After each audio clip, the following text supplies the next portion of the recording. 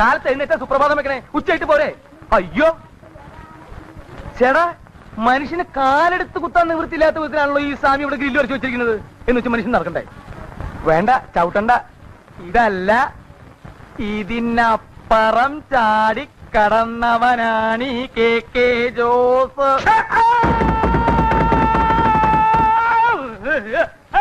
അയ്യോ എന്റെ ദൈവമേ,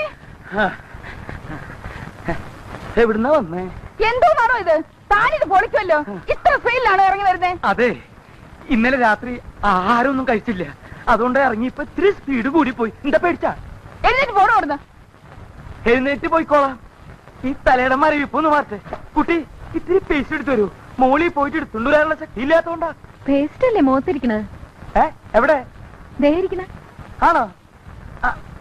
അപ്പൊ ഞാൻ ഇതുകൊണ്ട് അഡ്ജസ്റ്റ് ചെയ്തോളാം.